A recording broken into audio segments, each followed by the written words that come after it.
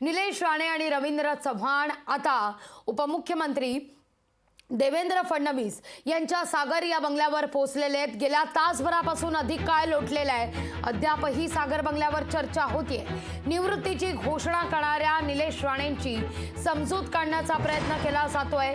फडणवीस करतायत हा प्रयत्न। सकाळी रवींद्र चव्हाण यांनी सकाळी 7च्या दरम्यान निलेश राणे यांचं वांद्रे निवासस्थान गाठलं। दोघांमध्ये बंद दाराआड चर्चा सुद्धा झाली। चर्चेनंतर दोघं एकाच गाडीतून सागर बंगल्याच्या दिशेनं निघाले। यावेळी प्रसार माध्यमांनी या सगळ्याविषयी प्रतिक्रिया जाणून घेण्याचा प्रयत्न केला, मात्र यावर बोलण्यास दोघांनी सुद्धा नकार दिलेला आहे। आता दोघंही सागर बंगल्यावर पोहोचलेले आहेत आणि गेल्या तासभरांपासून फडणवीसांसमवेत चर्चा सुरू आहे।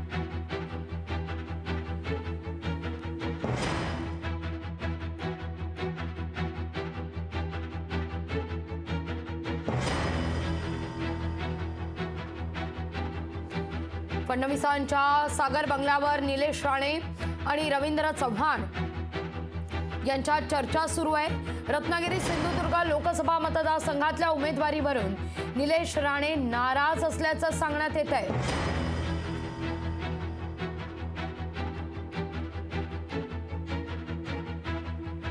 निलेश राणेंच्या नाराजीची नेमकी काय कारण आहेत, नजर टाकूया आपण।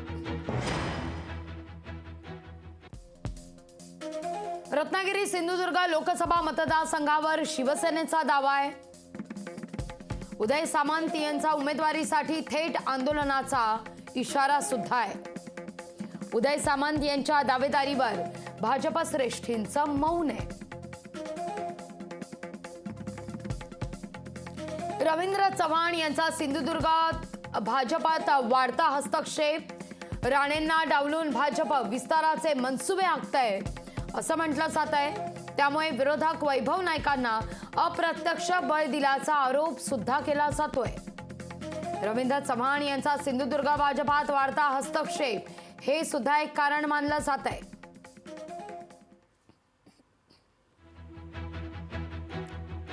दरम्यान या सगळ्या विषयी भाजपचे प्रदेशाध्यक्ष चंद्रशेखर बावनकुळे यांनी नेमकं काय म्हटलंय पाहूया आपण। जीवनामध्ये एखादी घटना अशी होत असतं की त्या काळामध्ये त्या वेळेला माणसाला काहीतरी एखाद्या वेळी निराशा येतं, पण मला नाही वाटत की निलेश राणे जसा काही निर्णय घेतील, एखाद्या वेळी बोलताना बोलले असतील, पण निलेश राणे अत्यंत चांगले कार्यकर्ते आहेत। निलेश राणेंनी कुडाळ मतदारसंघात प्रचंड काम उभं केलं आहे। मी स्वतः परवा रत्नागिरीमध्ये जाऊन आलो, दिवसभर निलेश राणेसोबत होतो। त्यांना कुठल्या लोकसभेची वगैरे अपेक्षा नाही आहे। उलट मी सांगतो, पक्षामध्ये जेव्हा आपण काम करतो तेव्हा पक्षामध्ये व्यक्तिगत निर्णय जाहीर करण्याचा तसा अधिकार नसतो, पण त्यांना काही त्यावेळेस वाटलं असेल।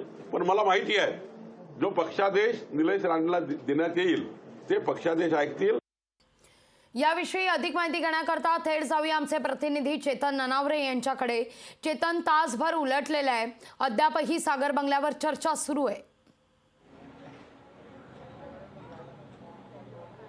नक्कीच लागवी, कारण ज्या रत्नागिरी सिंधुदुर्गावरती उदय सामंत यांचे बंधू किरण भैया सामंत आहेत हे दावा करत आहेत, सातत्याने उदय सामंत हे जोर लावून आहेत। आणि दुसरीकडे नितेश राणे जे आहेत भाजपचे आमदार, तेही सातत्याने सांगत आहेत की या मतदारसंघामध्ये कुठेतरी लोकसभेच्या भाजपचं वर्चस्व आहे, त्यामुळे ही जागा भाजपच्या ताब्यामध्ये यावी। दुसरी एक गोष्ट आहे जी कुडाळ मालवण मतदारसंघ आहे, ज्या ठिकाणी शिवसेना उभाटा गटाचे आमदार वैभव नाईक नेतृत्व करत आहेत, त्या ठिकाणी निलेश राणे तयारी करत असल्याची माहिती समोर येत होती। आणि कुडाळ मालवणमधून विधानसभेची तयारी करत असताना एकाएकी त्यांनी काल एकंदरीत हे ट्विट केलं आणि कुठेतरी मग भाजपमधील सुप्त संघर्ष यासाठी कारणीभूत आहे की विधानसभा आणि लोकसभेची जागा भाजपकडून निसटते की काय अशी शक्यता वर्तवली जात होती। आणि या संदर्भात पक्ष नेतृत्वाकडून कुठलीही ठोस भूमिका जाहीर करत नसल्यामुळे कुठेतरी निराशेत गेलेल्या निलेश राणे यांनी या संदर्भातील राजकारणातून बाजूला व्हायचा निर्णय घेतल्याची चर्चा रंगलेली आहे।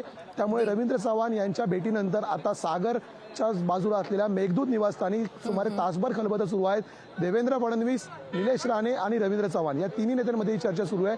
त्यामुळे आता देवेंद्र फडणवीस तरी निलेश राणे यांची मनधरणी करायला यशस्वी ठरतायत का हे थोड्या वेळात स्पष्ट होईल. लागवी. अगदी या भेटीपूर्वी दोघांकडून सुद्धा काहीही सांगण्यात आलेलं नव्हतं. रवींद्र चव्हाण आणि निलेश राणे यांनी देखील यावर काही प्रतिक्रिया दिलेली नव्हती.